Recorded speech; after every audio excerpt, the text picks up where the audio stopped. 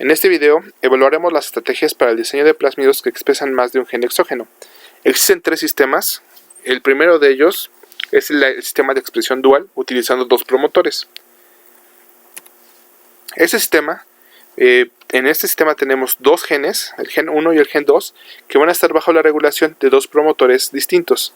Esto es importante debido a que no queremos que entre estos dos promotores, recluten la misma maquinaria y haya competencia. Como podemos observar, cada uno de los genes va a tener su propia señal de poliadenilación, que también son diferentes entre uno y otro. El objetivo de este sistema es generar dos mensajeros independientes y finalmente la traducción de la proteína. El inconveniente de este sistema es que un promotor puede tener más afinidad a los factores de transcripción y puede ser más eficiente que el otro. Y esto se ejemplifica en el gen 2. Como podemos observar, existen tres moléculas proteicas a partir del gen 2 y a partir del gen 1 solamente vamos a obtener dos. Un ejemplo es el plásmido comercial pcDNA 3.0, en el cual podemos observar, tanto en la forma circular como en la forma lineal, que van a existir dos genes, el gen de interés y un cassette de resistencia para la selección de las células transfectadas.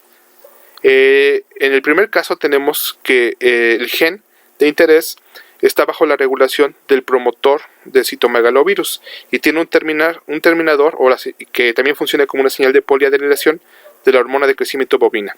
En el segundo caso tenemos un promotor del virus SB40 con su propia señal de poliadenilación del mismo virus SB40.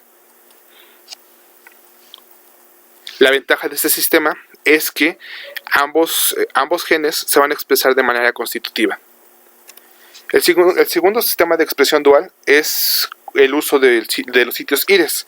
Los sitios IRES son sitios internos de entradas al ribosoma y reciben ese nombre de IRES debido al acrónimo del nombre en inglés. Como podemos observar, ambos genes están bajo la regulación de un solo promotor y de un solo terminador. El objetivo de este sistema es que el sitio IRES permita la transcripción de un mensajero, el cual va a permitir que se recluten dos ribosomas, un sistema CAP dependiente y un sistema CAP independiente. Una vez que se reclutan los ribosomas, cada uno de ellos va a traducir la proteína de interés y finalmente obtendremos nuestra proteína con estructura terciaria. ¿A qué nos referimos con CAP dependiente o CAP independiente? Bueno, los sistemas IRES fueron descubiertos a partir de secuencias genómicas de virus, en el cual son independientes del sitio CAP. Recordemos que en la traducción CAP dependiente, el CAP nos va a servir para que se anclen proteínas y de esta manera reclutar al ribosoma. En el caso de los IRES, va a generar una estructura secundaria del ARN mensajero, lo cual va a inducir la unión de ciertas proteínas que recluten a las subunidades del ribosoma y de esta manera permite la traducción. El inconveniente de este sistema es que puede ser que el sitio IRES sea mucho más afín que el sistema CAP dependiente y de esta manera tener más proteína de uno que de otro. El ejemplo sería este plásmido que tiene un nombre muy largo. Vemos que es un plásmido para producir el antivirus, pero la parte que nos interesa es la región de transcripción.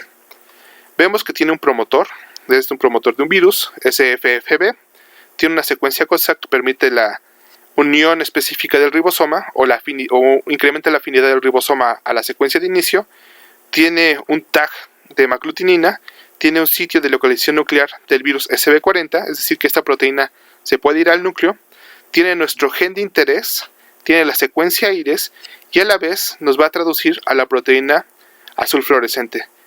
Esto nos permite verificar que las células que hayan sido transfectadas o infectadas expresen a la proteína azul fluorescente y de esta manera podamos nosotros seleccionar las células o en todo caso identificarlas y nos estaría diciendo de manera indirecta que nuestro gen también se está expresando.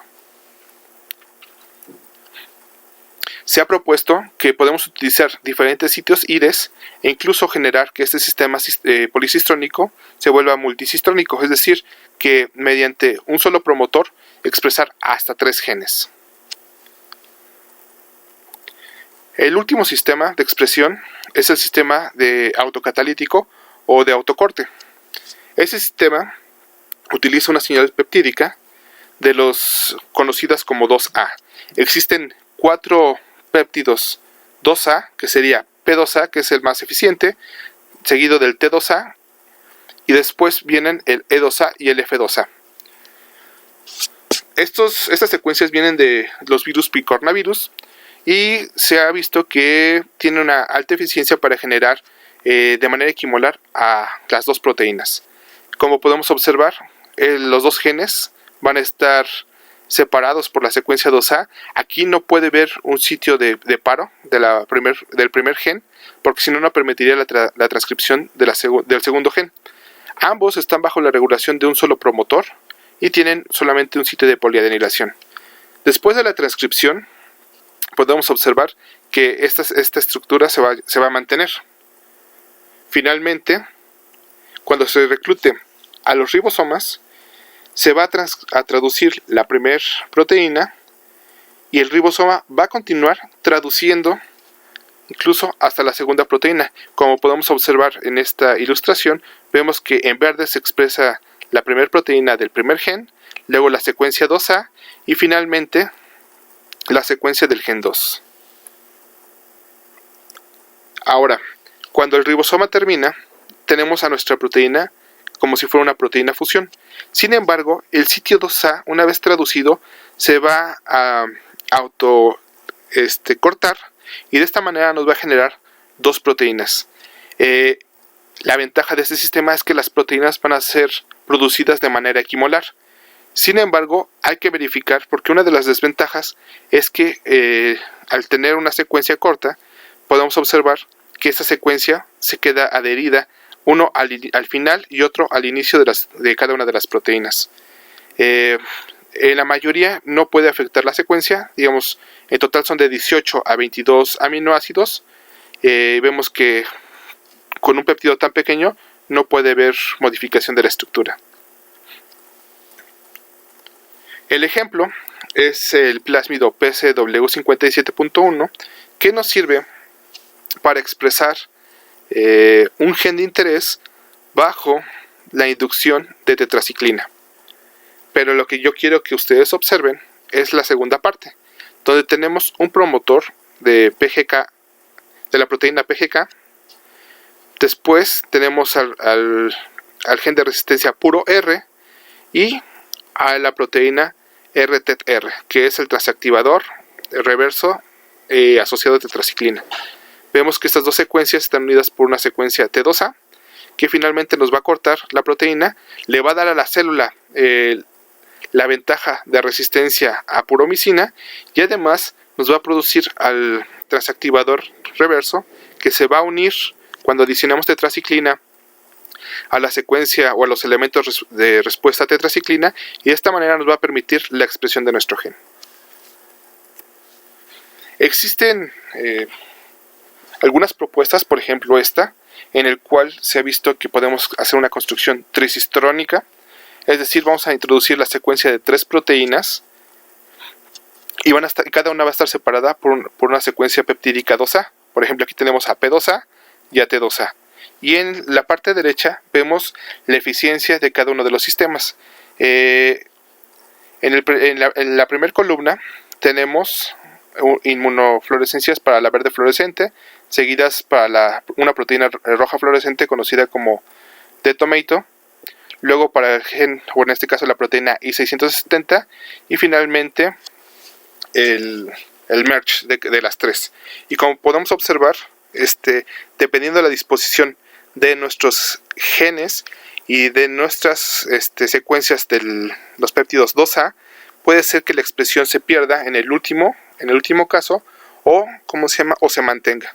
Entonces es importante evaluar este sistema para verificar que nuestras proteínas, en este caso el sistema trisistrónico, sea eficiente. Cuando hacemos una comparación entre la funcionalidad de los sitios IRES y de las proteínas 2A, por ejemplo, aquí tomamos este artículo en el cual lo que hacen es que a la secuencia del gen, digamos en este caso la secuencia genómica del gen SOX9, le van a adicionar un sitio IRES y a continuación a la proteína roja fluorescente, esto después del stop codón. El siguiente caso es que al mismo gen le van a agregar una secuencia F2A y la secuencia verde fluorescente antes del stop codón. Esto va a permitir que en ambos casos la proteína verde fluorescente se exprese de manera, cuando nuestro gen de interés se llega a expresar, en este caso SOX9, la proteína verde fluorescente también se va a expresar. Como podemos observar en la imagen de la derecha, vemos a dos ratones que tienen cada uno de los sistemas. En el primero el sistema de IRES y en el segundo del sistema F2A. Y vemos que en el segundo caso el embrión presenta mayor fluorescencia comparado con el embrión diseñado con el sistema IRES. Esto quiere decir que que la eficiencia de expresión es mucho mayor en el segundo, digamos en el embrión de la derecha.